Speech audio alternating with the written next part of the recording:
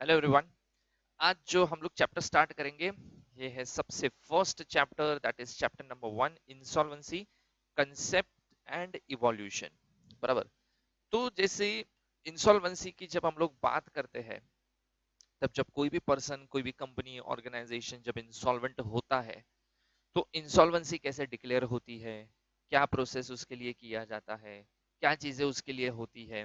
तो काफी सारी चीजें यहाँ पे हम लोग डिस्कस करेंगे, इन डिटेल हम लोग एकदम डिस्कस करेंगे कि जब कोई कंपनी इंसॉल्वेंट होती है तो क्या सिचुएशन होती है उसमें, कोई पर्सन इंडिविजुअल जो होता है अगर वो इंसॉल्वेंट होता है तो क्या सिचुएशन क्रिएट होती है उसके लिए। बराबर।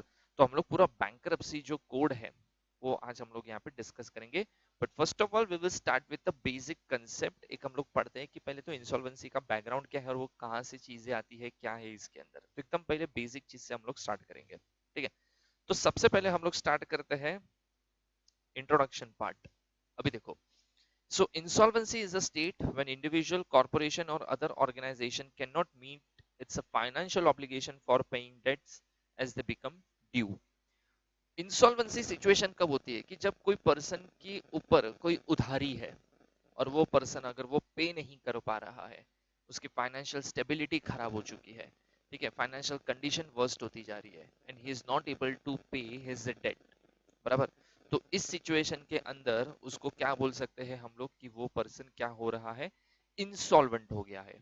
बराबर। जब कोई अपनी लायबिलिटी पे करने के लिए कैपेबल नहीं होता है फाइनेंशियली, तो उसको मैं क्या बोलूंगा, सिंपल कि वो कौन है, वो इंसॉल्वेंट है। बराबर। बट अभी यहाँ पे ना दो टर्मिनोलॉजी यूज होती है, ठीक है।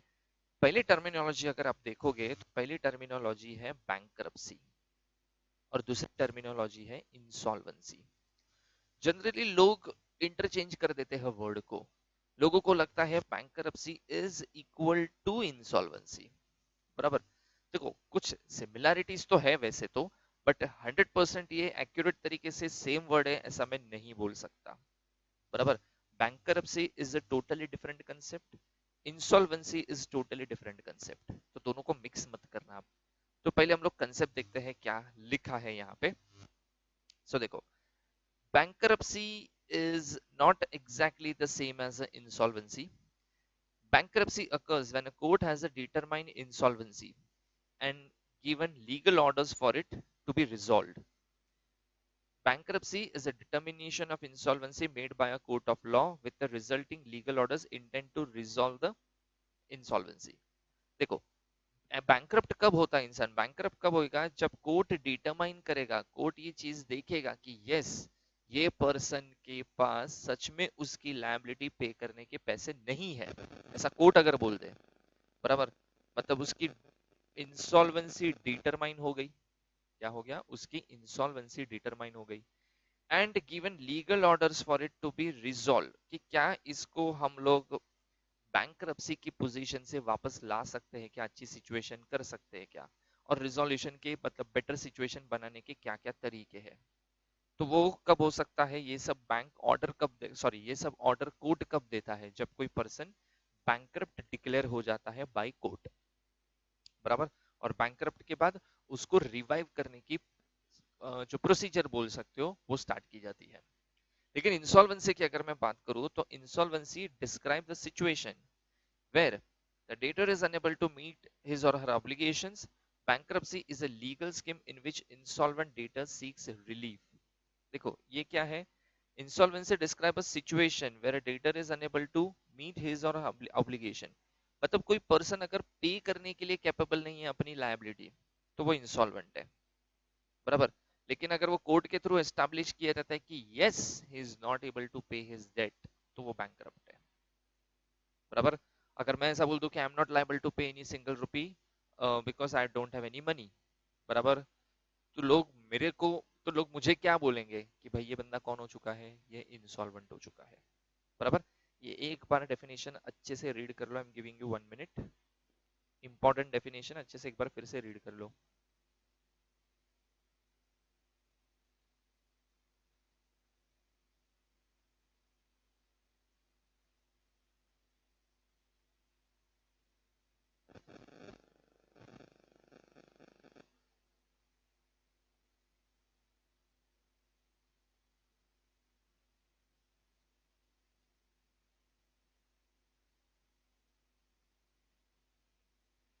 ठीक है, चलो नेक्स्ट टॉपिक आगे बढ़ते हैं हम लोग। नेक्स्ट आता है recommendation of the Eradi committee. अभी देखो इंसॉल्वेंसी एक बोलते ना काफी सालों से कुछ ये चीजें चल रही है। ऐसा नहीं है कि इंसॉल्वेंसी करंट सिनेरियो में पैदा हो गया सडनली और इंसॉल्वेंसी भी होना चालू हो गया, ऐसा नहीं, ये काफी टाइम से था। तो काफी टाइम से काफी सारे लोगों ने, कमिटी ने नए नए रिकमेंडेशंस दिए थे सिचुएशन के हिसाब से।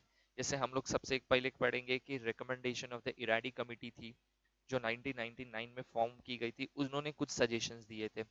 उसके बाद मित्रा एडवाइजरी ग्रुप आया था, उन्होंने 2001 में कुछ और रिकमेंडेशन दिए। उसके बाद जे जे ईरानी कमेटी फॉर्म हुई थी 2005 में, उन्होंने कुछ नए सिनारियो के हिसाब से कुछ सजेशंस दिए थे। तो मतलब काफी सारी कमेटी आई और उन्होंने अच्छे अच्छे रिकमेंडेशंस दिए कि कैसे इंसॉल्वेंसी के लिए क्या रूल्स होने चाहिए, क्या चीजों को ध्यान में रखना चाहिए, बराबर। तो चलो सबसे पहले हम लोग देखते हैं इराडी कमेटी जो 1999 में फॉर्म किया गया था। सो देखो क्या लिखा है इसमें। The committee recognized after considering the international practices that the law of insolvency should not only provide for the quick disposal of the assets, but in Indian economic scene, it should first look at the possibility of rehabilitation of the revival of companies। देखो ये बहुत important चीज Eradi committee ने बताई थी। Eradi committee ने क्या देखा था कि भाई बाकी सारी कंट्री में क्या करते हैं। तो देखो जब भी कोई भी पर्सन इंसॉल्वेंट डिक्लेयर होता है, समझो अगर इंसॉल्वेंट हुआ कोई भी पर्सन, तो फॉरेन कंट्री में क्या करते, या तो क्या करते थे क्विक डिस्पोजल ऑफ असेट्स, मतलब या तो कर दो डिस्पोजल ऑफ असेट्स कर दो, असेट असेट बेच के लायबिलिटी पे ऑफ करके सब कुछ खत्म कर दो, बिजनेस बंद कर दो। या तो उसको रिवाइव करने की ट्राई करो, बोलते ना उसको ऑक्सीजन मास्क लगाओ, ब्लड दो और कंपनी को वापस जिंदा करने की ट्राई करो, इंसॉल्वेंट पर्सन को वापस जिंदा करने की ट्राई करो। बंद मत कर दो, बंद करना is not a solution always, तो रिवाइव करने की ट्राई करो। ये कहाँ चल रहा था, तो ये जो प्रैक्टिस मैं आपको दो पार्ट में बता रहा हूँ, disposal of assets and the revive, ये इंटरनेशनल प्रैक्टिस थी। कौन सी प्रैक्टिस थी ये इंटरनेशनल प्रैक्टिस थी, बराबर।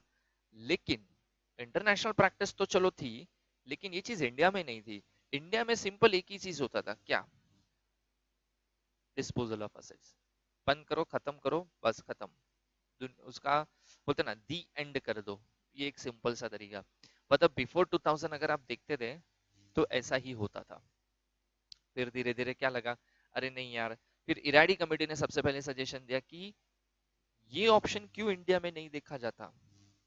जब कोई कंपनी या कोई भी ऑर्गेनाइजेशन अगर रिवाइव हो सकता है, पॉसिबल है, तो ये करना कोई जस्टिस तो नहीं है ना, बराबर। तो इसके लिए फिर इराडी कमेटी ने इस चीज के ऊपर फोकस किया कि रिहैबिलिटेशन पे, रिवाइवल के ऊपर ध्यान दो, जो इंटरनेशनल लॉ करता है, जो इंडिया में नहीं करते, तो इंडिया में इस प्रैक्टिस को अडॉप्ट करने की जरूरत है। ऐसा पहला सबसे बेस्ट सजेशन इराडी कमेटी ने 1999 में ही दे दिया था, ठीक है। The committee noted that there are different agencies, namely High Court, which have a power to order the winding up of the companies under the provision of the Companies Act 1956. CLB, that is Company Law Board, to exercise the powers conferred it by the Act or the powers of the central government delegated to it. Board for Industrial and Financial Reconstruction, which deals with the reference relating to the rehabilitation and revival of the sick industrial companies. बराबर। उसके बाद okay मतलब देखो पहले कैसा था, सब कुछ चीजें इधर उधर थी। मतलब पहले इधर उधर थी, मतलब पहले जैसे अगर कंपनी को बंद करना है तो हाई कोर्ट में जाना पड़ेगा कंपनीज एक्ट के हिसाब से, बराबर। या तो फिर और कुछ पावर्स जो डेलीगेट किए हैं सेंट्रल गवर्नमेंट ने कुछ पर्टिकुलर मैटर्स के लिए, तो सीएलबी के पास जाना पड़ेगा। सिक कंपनी मतलब सिक कंपनी को रिवाइव करना है तो उसके लिए स्पेशली तुम लोग को बीआईएफआर में ही जाना पड़ेगा और कहीं नहीं जा सकते, बराबर। तो ये सब चीजें मतलब बोल देते ना अलग अलग चीजें थी, कोई एक जगह पे कैसा होता है आधा लॉ इधर लिखा है, आधा ये जगह पे लिखा है, आधा ये जगह पे लिखा है, तो सब चीजें इधर उधर थी, बराबर। जबकि सारी चीजें एक दूसरे से कनेक्टेड है, बट है सब कुछ अलग अलग जगह पे। तो कहीं ना कहीं इराडी कमेटी ने ये भी बोला कि ये सब प्रॉपर तरीके नहीं है, इसको कंबाइन करने की जरूरत है, एक हेड के नीचे लेके आओ, एक अम्ब्रेला के नीचे लेके आओ, ताकि ये चीजें इजी तरीके से यूज किया जा सके, बराबर। Then the committee brought out the dismal of taken time to winding up of the company in India. It may run on an average up to 25 years. पुराने टाइम पे क्या होता था, जब कंपनी वाइंडिंग अप में जाता था तो वो सिविल प्रोसीजर में जाता था। सिविल प्रोसीजर मतलब वो हाई कोर्ट में जाता था, और हाई कोर्ट में अगर कोई पब्लिक कंपनी को आप बंद करने जाते थे ना 1990 95 के आसपास वो टाइम पे, तो ऑन एन एवरेज 20 से 25 साल लग जाते थे। एक कंपनी जिसको बिजनेस करने में कोई इंटरेस्ट नहीं है, बिजनेस बंद करना है, चालू जितना जल्दी नहीं हुआ उतना टाइम, उससे कई ज्यादा टाइम तो बंद करने में लग रहा है। मतलब बोलते ना, कोई चीज आपको बंद करनी तो कैसा है भाई, बंद करो खत्म करो यार, नहीं चाहिए अभी ये, उसमें भी आपको तड़ पाएंगे, इतना जल्दी बंद भी नहीं करेंगे। क्यों, प्रोसेस, डेट, हियरिंग, बहुत सारी प्रोसेस चलती है उसमें। तो मतलब इन शॉर्ट, कोई चीज नहीं चलानी है तो खत्म करो, फुल स्टॉप लगा दो, बस हो गया, एंड खत्म हो गया। इस तरीके से उसको खींच के इतना मैटर लंबा चला के कोई फायदा ही नहीं है। बट पुराने टाइम पे ये चलता था, तो इराडी कमेटी ने बोला ये भी कहीं ना कहीं गलत प्रोसेस है, इसको चेंज करने की बहुत जरूरत है। ठीक है, तो ये कुछ रिकमेंडेशंस थे जो इराडी कमेटी ने 99 में प्रोवाइड किए थे। उसके बाद 2001 में एक और कमेटी बनाई गई थी जिसका नाम था मित्रा एडवाइजरी ग्रुप। इन्होंने कुछ और अच्छे अच्छे सजेशंस दिए, जो भी बहुत वैल्यूएबल सजेशंस थे। तो देखो, two methods are discussed under this: constituting a national tribunal with the bench at the jurisdiction of the each high court to receive and deal with all the petitions for bankruptcy, restructuring, and finally for the insolvency with an appeal line to the high court and special leave petition to the supreme court. क्या बोला इन्होंने कि एक national tribunal बनाना चाहिए company law से related. क्या लिखा है, with the benches at the jurisdiction of the high court to receive and deal with all the petitions for the bankruptcy, restructuring, बराबर। मतलब एक बेंच बनाना चाहिए अंडर हाई कोर्ट, फिर वो हाई कोर्ट के साथ कम्युनिकेट करके वो चीजों को सॉल्व करेगा, एंड लास्ट में फाइनली अगर कुछ प्रॉब्लम है तो सुप्रीम कोर्ट तक जा सकते हैं। ये ऐसा कुछ स्पेशल बनाना चाहिए, बराबर। इसके पहले तो क्या था, सब चीजें अलग अलग थी। तो यहाँ पे इन्होंने क्या बोला कि थोड़ा कोऑर्डिनेट करके, कंबाइन करके एक हेड के अंदर लाने की ट्राई करनी चाहिए। तो कहीं ना कहीं मित्रा एडवाइजरी ग्रुप ने जो बोला था वो कहीं ना कहीं इराडी कमेटी का ही था, बट इराडी कमेटी ने प्रॉब्लम्स बताए थे, उसको ओवरकम करने का जरूरत है ऐसा बताया था। लेकिन इन्होंने क्या इनिशिएटिव लेने चाहिए उस चीज को सॉल्व करने के लिए वो बताए थे। Then, having a completely dedicated bench in each high court dealing with the entire matters of the bankruptcy, कि एक हाई कोर्ट के अंदर एक स्पेशल बेंच बना दो जो खाली बैंकरप्सी के रिलेटेड केसेस सॉल्व करेगा, बराबर, तो वो ज्यादा अच्छा है। Reorganisation and insolvency proceeding insuring the fast track liquidation, तो only appeal being by way of special leave petition to the supreme court, बराबर। तो एक बेंच बन गया हाई कोर्ट के अंदर, वो खाली बैंकरप्सी इंसॉल्वेंसी से रिलेटेड केस करेगा, आई मीन केस को हैंडल करेगा। तो एक स्पेशलाइज्ड डेडिकेटेड कोर्ट है आपके पास, और वही सारे मैटर्स को भी हैंडल करेगा। तो आपका प्रोसेस फास्ट हो जाएगा, जो पहले 20-25 साल आप लगा रहे थे उतने तो नहीं लगेंगे अभी, और जल्दी भी हो जाएगा, बराबर। और अगर उस कुछ अपील अपील के केस है या स्पेशल लीव पिटीशन का है तो फिर एक सुप्रीम कोर्ट बना है, तो वो सुप्रीम कोर्ट तो है ही वैसे भी, तो बस उसको, तो देखो ज्यादा हायरार्कीज नहीं रहेगी ना, तो प्रोसेस थोड़ी फास्ट हो जाएगी, बराबर। ये चीजें बताई गई थी किसके थ्रू, मित्रा एडवाइजरी ग्रुप 2001 के थ्रू, बराबर। उसके बाद और एक कमेटी आई जिसका नाम था जेजे ईरानी कमेटी 2005। सो देखो, the insolvency tribunal should have a general non-intrusive and supervisory role in the rehabilitation and the liquidation process. Greater intervention of the tribunal is required only to resolve the dispute by adopting fast track approach. The tribunal should adopt a commercial approach to dispute resolution, observing the established legal principles of a fairness in the process. क्या बोला कि insolvency tribunal होना चाहिए जो चीजों को handle करेगा, rehabilitation करेगा, लिक्विडेशन प्रोसेस का ध्यान रखेगा, ये सब चीज काम उनको देना चाहिए, ताकि एक स्पेशल डेडिकेटेड कोड बन गया तो चीजें थोड़ी फास्ट ट्रैक तरीके से सॉल्व होना चालू हो जाएगी, जो ये सबसे बड़ा फायदा होगा, बराबर। ये रिकमेंडेशन ग्रांट किया गया था किसके साइड से, जे जे ईरानी कमेटी के साइड से। The tribunal should set standard of high quality and be able to meet requisite level of the public expectation of fairness, impartiality, transparency and accountability. कि ये सब चीजों को ध्यान में रख के वो अपनी प्रैक्टिस करेंगे. Selection of the president and the members of the tribunal should be such so as to enable wide mix of expertise for conduct of its work. President और जो मेंबर्स को लेके आएंगे वो भी ऐसे लेके आएंगे जो ये फील्ड के एक्सपर्ट्स है, जिनको बहुत अच्छा खासा इन डेप्थ नॉलेज है, सो दैट वो लोग इस चीजों को अच्छी तरीके से हैंडल करके सॉल्व कर सकते हैं. ठीक है.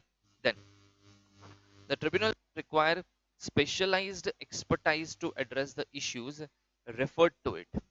The law should prescribe an adequate qualification criterion for the appointment to the tribunal as well as a training and continuing education for judges and members. बराबर. मतलब जो भी प्रेसिडेंट होगा, मेंबर्स होगा, जिसको भी अपॉइंट करोगे, तो सबसे पहले एक प्रिस्क्राइब क्वालिफिकेशन बताओ. सेंट्रल गवर्नमेंट या जो भी गवर्नमेंट होगी वो क्वालिफिकेशन बताएगी कि भाई ये क्वालिफिकेशन का ही प्रेसिडेंट होना चाहिए, ये क्वालिफिकेशन का ही मेंबर होना चाहिए.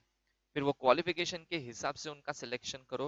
और सिलेक्ट हो गया इसका ये मतलब नहीं चलो अभी शुरू हो जाओ. उनको अगर लगे कि ट्रेनिंग की जरूरत है, कुछ स्पेशल गाइडेंस की जरूरत है, तो वो भी उनको बताना, प्रोवाइड करना जरूरी है, सो दैट आपकी जुडिशियल सिस्टम जो डिसीजन मेकिंग प्रोसेस है वो बहुत अच्छी तरीके से काम करेगी. देन rules should be made in a such a way that ensure ready access to court records, court hearings, data and financial data and other public information. क्या लिखा है? Rules should be made in a such a way that ensure ready access to the court records. ऐसे rules बनाओ ताकि court records कोई भी information फटाफट मिले. मतलब कैसे? सिंपल सी चीज है. आज अगर NCLT बोलता है ROC को कि भाई हम लोग को ये information चाहिए, लेके आओ, तो आरओसी ऐसा नहीं बोलेगा नॉक कर नहीं बैठा इधर में तेरा, तू आके लेके जा. नहीं, एक सपोर्टिंग सिस्टम होनी चाहिए कि अगर एनसीएलटी या जो भी कोर्ट है या जो भी बेंच है, जो भी वो लोग ये प्रोसेस में इन्वॉल्व है, जो काम कर रहे हैं डिसीजन मेकिंग प्रोसेस में इन्वॉल्व है, उनको प्रॉपर सपोर्ट मिलना चाहिए फ्रॉम अदर डिपार्टमेंट. अगर वो बोलेंगे इनकम टैक्स डिपार्टमेंट को कि भाई इस कंपनी की लास्ट 3 साल की आईटी रिटर्न्स की कॉपी लेके आओ, तो इनकम टैक्स डिपार्टमेंट ऐसा नहीं बोलेगा फुकट नहीं बैठा है मैं. ये नहीं होना चाहिए. इजी सपोर्ट, फास्ट सपोर्ट मिलेगा तो डिसीजन मेकिंग प्रोसेस भी अच्छा हो जाएगा, फास्ट हो जाएगा. ठीक है. Then standard to measure the competence, performance and services of the tribunal should be framed and adopted so that proper evaluation is done and further improvement can be suggested. ठीक है. परफॉर्मेंस को major करते रहना है कि tribunal अपने हिसाब से बराबर काम कर रहा है कि नहीं, सब चीजें परफेक्ट चल रही है कि नहीं. क्यों? काम कराने के लिए नहीं करना है, डिसीजन देने के लिए नहीं देना है, जस्टिस होना चाहिए. That is the biggest thing.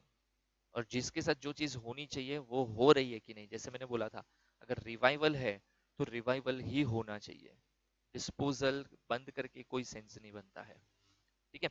Then the tribunal should have a clear authority and effective methods of enforcing its judgment. It should have adequate powers to deal with the illegal activities or abusive conduct.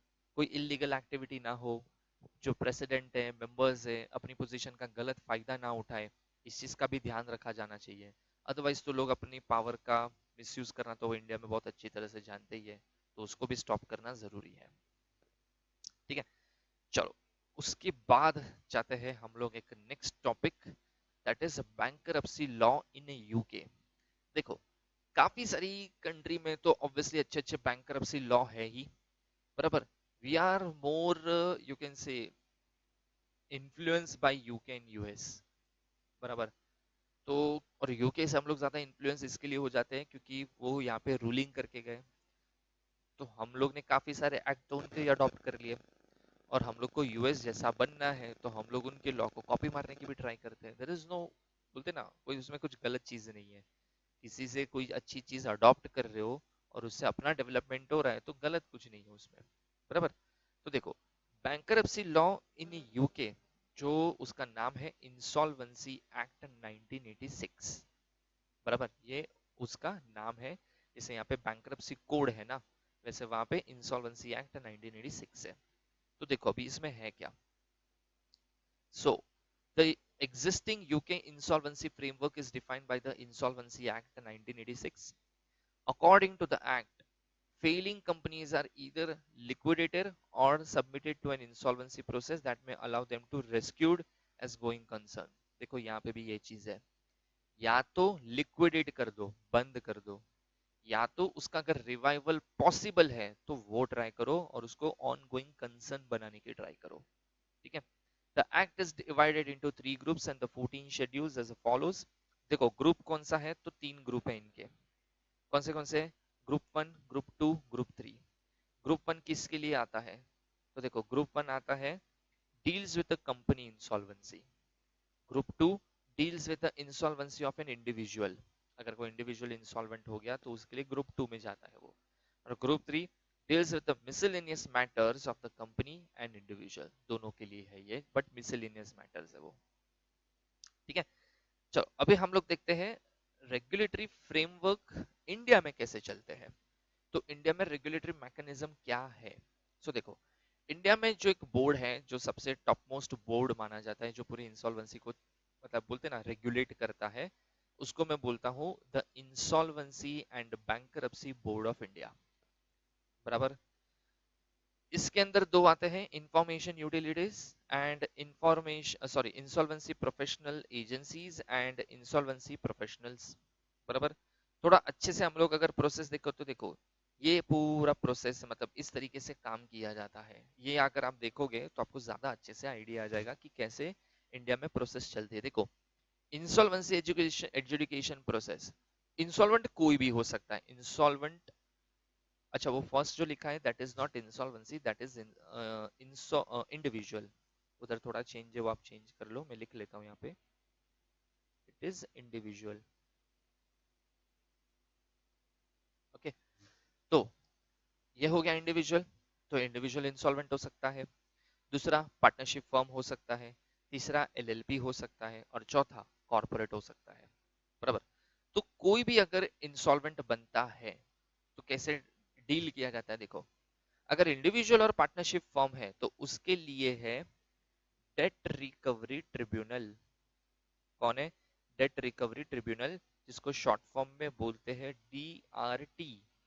और उसको एजुडिकेटिंग authority में बोलूंगा, यहाँ पे क्या बोलूंगा मैं, एजुडिकेटिंग authority, that is एए। बराबर। ये किसके लिए काम करते हैं, ये इंडिविजुअल के लिए काम करते हैं और ये पार्टनरशिप के लिए काम करते हैं। मतलब अगर कोई इंडिविजुअल या पार्टनरशिप फॉर्म इंसॉल्वेंट होता है तो मैटर जाता है डेट रिकवरी ट्रिब्यूनल, जो एजुडिकेटिंग अथॉरिटी बनता है। लेकिन अगर वही चीज अगर एलएलपी है या तो कॉर्पोरेट है, बराबर, कोई कंपनी है, ठीक है, तो वो मैटर जाएगा नेशनल कंपनी लॉ ट्रिब्यूनल और वो बन जाएगा एजुडिकेटिंग अथॉरिटी। बराबर। नेशनल कंपनी लॉ ट्रिब्यूनल, जिसको शॉर्ट फॉर्म में हम लोग बोलते हैं एनसीएलटी। बराबर है कि नहीं। ठीक है। तो देखो 4 लोग इंसॉल्वेंट हो सकते हैं, individual, partnership, LLP, company. Individual और partnership matter will be handed over to debt recovery tribunal. Debt recovery tribunal is known as adjudicating authority. बराबर। अगर कंपनी है और या तो एलएलपी है तो matter will be transfer to national company law tribunal. National company law tribunal, that is NCLT, will be treated as the adjudicating authority. Simple. ठीक है। तो पहले ये बेसिक स्ट्रक्चर हो गया। अभी आगे ये भी है, if you are not satisfied with the decision of the debt recovery tribunal तो आप जाओगे डीआरएटी में, that is debt recovery appellate tribunal. इसको एजुडिकेटिंग अथॉरिटी मत तो बोलना। एजुडिकेटिंग अथॉरिटी मतलब वो अथॉरिटी जिसके पास सबसे पहले मैटर जाता है। बराबर। तो जब इंसॉल्वेंट हुआ कोई इंडिविजुअल या पार्टनरशिप हम, तो सबसे पहले मैटर किसके पास गया, डीआरटी के पास गया ना, टू डिसाइड कि क्या करना है भाई इसको अभी। बराबर। तो उसको मैं एजुडिकेटिंग अथॉरिटी बोलता हूँ। यहाँ पे तो अपील होगी ना, इसके लिए उसको एपिलेट ट्रिब्यूनल बोलते हैं। Don't say एजुडिकेटिंग authority to डीआरएटी। बराबर। सेम यहाँ पे एनसीएलटी से डिसीजन से कुछ सेटिस्फैक्शन नहीं है, कुछ प्रॉब्लम है या कुछ अपील करनी है, then you can move to NCLAT, national company law appellate tribunal. आप वहां पे जाओ और वहां पे जाके अपील फाइल कर सकते हो। Still you are not satisfied with the DRET or NCLAT as the case may be, then you can move to Supreme Court। कहाँ जा सकता हूँ मैं, सुप्रीम कोर्ट में जा सकता हूँ। बराबर। तो सुप्रीम कोर्ट में जो भी फाइनल कंक्लूजन आएगा फिर वो तो मानना ही पड़ेगा आपको, because you don't have any other choice.